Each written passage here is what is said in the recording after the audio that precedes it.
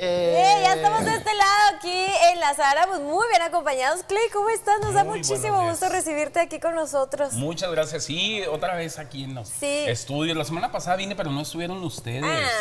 Y bueno, déjenme decirles. ¿No estaban? No, bueno, Daniela. Yo andaba de vacaciones, sí, no me tocó verte, pero estoy muy Ayer contenta. tuve que tomar un Uber por cuestiones de mi taller, el carro en mantenimiento.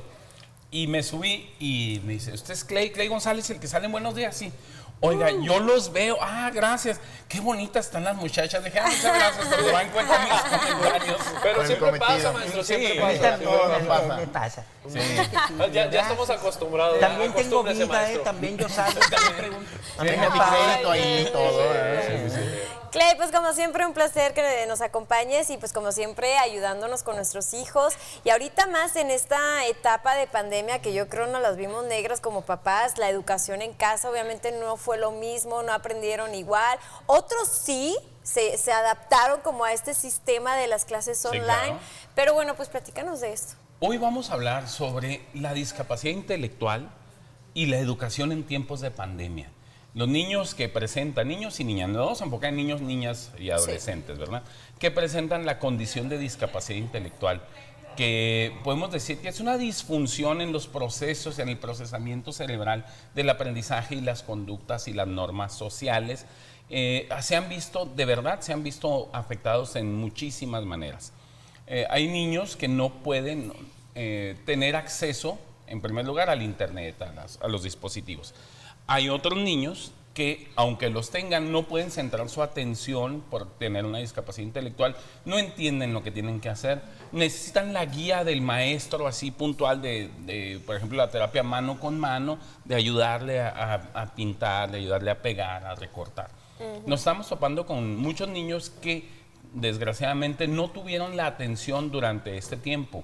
Y no por falta de interés por parte de los docentes. Me consta que los maestras y maestros de educación especial mandando actividades, tratándose de conectar, pero las mamás y los papás que no tienen las herramientas, los recursos, los materiales para proporcionárselos a sus hijos en el momento, sobre todo los que tienen discapacidad intelectual, les resultó sumamente complicado. O el tiempo. Y tuvieron que dejarlos pues simplemente sin escuela, sin acceso a esto.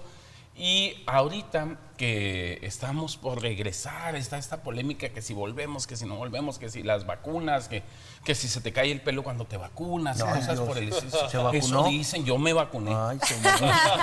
Entonces, no es cierto, no pasa nada con la vacuna, no pasa nada. Aquí lo interesante es que se avisora ya un regreso a clases, no sabemos para cuándo, pero ¿qué va a pasar con todos estos alumnos? ¿Qué va a pasar con estos niños que sufrieron no solo un estancamiento, muchos un retraso en sus conductas sociales, en sus habilidades adaptativas, en sus habilidades cognitivas, en sus habilidades sociales? Este periodo de adaptación, ¿qué va a pasar con ellos cuando regresen y ya no quieran estar en la escuela porque han estado, la verdad, en su casa muy cómodos? O los niños que ya no quieren estar en casa, ¿cómo van a llegar a la escuela así todos acelerados, desaforados? Desatados. Entonces, tendrá que haber necesariamente un proceso de adaptación con estos niños. Aquí en el estado de Chihuahua se propone se llama CASA, que vayan de poquito en poquito diarios para irlos adaptando, lo cual me parece muy buena idea. Y sobre todo los niños que tienen discapacidad intelectual, tenemos que ponerle mucha atención.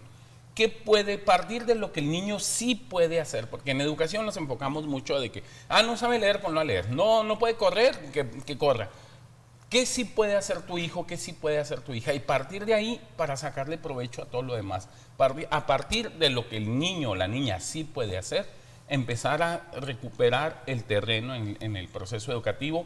Y muchos papás tienen la idea de que educar es aprender a leer y escribir. Hay niños con discapacidad intelectual que no van a tener acceso a la lectura o a la escritura. Sin embargo, hay otros procesos que se aprendes, como los procesos laborales, las habilidades sociales, la conducta, que sí te permitirán que el joven, el niño, cuando crezca, pueda acceder a un espacio laboral, ¿no? Entonces, enseñarlos no solo a leer y escribir, hay que enseñarlos a cocinar, a cambiar una llanta, a limpiar muebles, a acomodar cosas. Todo ese tipo de aprendizajes son útiles para que el niño o la niña, si no accede a la lectoescritura, pueda desenvolverse en otro contexto laboral, porque hay que recordar una cosa, y esto es el inexorable paso del tiempo. Un día papás, un día mamás, no vamos a estar. ¿Y con qué herramientas vamos a dejar a nuestros niños con discapacidad? Claro. Esa es la parte que no debemos de descuidar. No, la educación no solo leer y escribir, la educación es aprender a convivir, aprender a ser como persona y a hacer y aprender a aprender. Independientes. En sí, y ser autónomos, ser independientes. Hay niños que no alcanzan la autonomía, que no alcanzan la independencia, pero en la medida que nosotros podamos contribuir, vamos haciéndolo. Yo invito a empresarios, a restauranteros, a gente que tenga algún negocio que pueda emplear a alguna persona con discapacidad intelectual, denle la oportunidad. Denle la oportunidad. A veces van a tener que estar acompañados por sus papás, por el hermano, por la tía, por el abuelo. Pero lo importante es que el niño, el joven, empiece a encontrar oportunidades en un país donde están muy limitadas las oportunidades para personas con discapacidad y para discapacidad intelectual mucho más, por mucho más.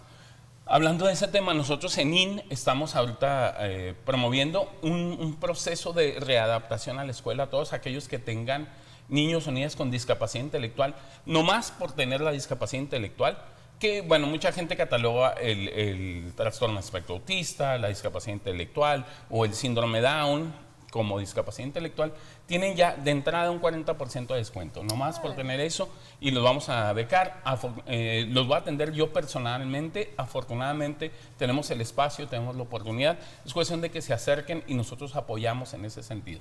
De entrada 40% de descuento, y luego ya hacemos un estudio socioeconómico y ya vemos cómo les podemos ayudar, porque apoyar más que ayudar, nos toca apoyar, sí, claro. No nos toca ayudar. Claro. Sí, entonces vamos apoyando esto porque los niños que presentan alguna discapacidad intelectual deben de regresar, y deben de regresar con las mismas oportunidades que tienen los demás. Claro. Contáctenos 656-272-3100 o búsquenos en Facebook en Inteligencia Infantil IN. Oye, Clay, perdón. Ay, bueno, usted, primero las damas. Bueno, yo. No, usted. Oiga, una pregunta, Clay, con respecto a lo que está usted comentando de las clases en línea con los niños con discapacidad intelectual. Digamos que pues también hay que considerar que no fue una labor fácil para los papás, ¿no? No, de ninguna manera. También el papá, pues en esa dinámica de integrarse y ayudar al niño es invertirle más tiempo del que ya comúnmente le tenía que acudir. Así es que pues también hay pues un aplauso para esos papis aplicados, ¿no? Sí, claro. En la próxima semana vamos a tener un tema muy las interesante. Abuelas aplicadas. Precisamente ese es el tema de la próxima semana, el rol de los abuelos en la educación durante la pandemia. Uy, Totalmente. importantísimo. Sí. Yo creo agarraron la batuta. Sí. Importantísimo. Antes de irnos, yo lo que quería agregar es que también nosotros como sociedad tenemos que ser incluyentes con ellos, ¿no? O sea, con todos estos niños, gente, jóvenes que ya he visto que trabajan así, no sé, en cafeterías que tienen... Sí, cómo no. O sea, me da mucho gusto que les den... Sí, claro. Totalmente. Y no es que les des la oportunidad, es que se la merecen única y sencillamente por ser ciudadanos mexicanos. No le das nada, simplemente estás abriendo la oportunidad a una persona que merece el respeto como todos los demás. Clay, pues muchísimas gracias como siempre por tu visita, ya nos dijiste tu contacto, y pues a aquellas todas personas que estén interesadas en los servicios de Clay, pues bueno, visítenlo. Gracias. Y sobre todo pues siempre es bueno tener una ayuda y canalizarlo con alguien profesional. Muchas gracias, seguimos a la orden. Sí, muchísimas gracias. Muchas gracias, Clay. Vámonos del otro lado con Tania Estrada.